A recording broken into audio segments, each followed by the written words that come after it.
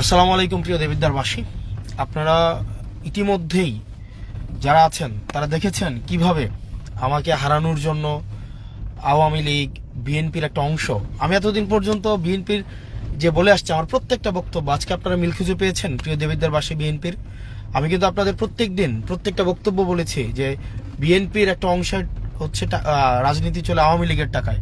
আজকে আপনারা প্রমাণ পাইছেন।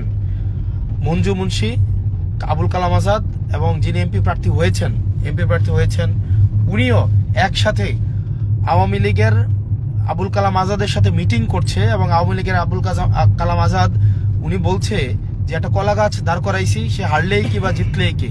তো আমি মঞ্জু মুন্সির সাথে হচ্ছে করলাম।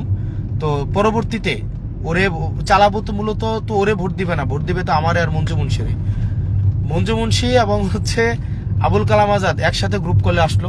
একসাথে গ্রুপ কলে এসে সবাইকে বলছে যে আমরা দুইজন একসাথে কাজ করব, এটা সেটা। আবার আবুল কালাম আজাদ আবার মঞ্জু মুন্সিকে খেলে দিতে চায় যে নির্বাচনের পরে মঞ্জু মুন্সির যত লোক আছে সব সে নিয়ে নেবে, কারণ মঞ্জু মুন্সির বয়স শেষ। তো এখানে মূলত হচ্ছে সবাই খেলতেছে, আবুল কালাম আজাদ জসিমকেও খেলে দিচ্ছে, আবার মঞ্জু মুন্সিকেও খেলে দিচ্ছে, আর এই মঞ্জু মুন্সি পুরা বিএনপিকে খেলে দিচ্ছে। প্রিয় দেবিদ্বারবাসী, আপনারা যারা আছেন দেখেছেন হাসনাত আব্দুল্লাহকে ঠেকানোর জন্য আমার প্রত্যেকটা বক্তব্য আমি বলেছি বিএনপির একটা অংশ আওয়ামী লীগের কাছে বিক্রি হয়ে গিয়েছে।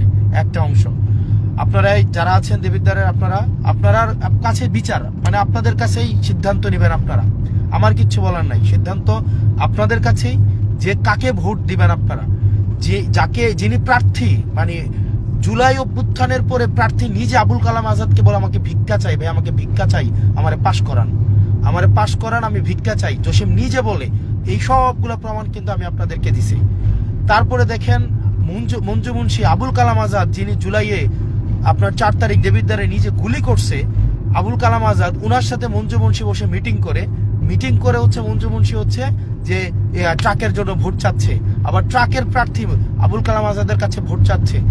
দেবিদ্বারবাসীর জন্য এর থেকে বড় প্রমাণ, এর থেকে বড় আর নির্লজ্জতা, বিএনপির জন্য একটা নির্লজ্জতা আর কিছু হইতে পারে না। দেবিদ্বারের বিএনপি আপনারা যারা আছেন, আমি আপনাদেরকে বারবার বলেছি আপনারা নির্যাতিত হয়েছেন, নিপীড়িত হয়েছেন, কিন্তু একটা অংশ বিএনপিকে বেঁচে দিয়েছে।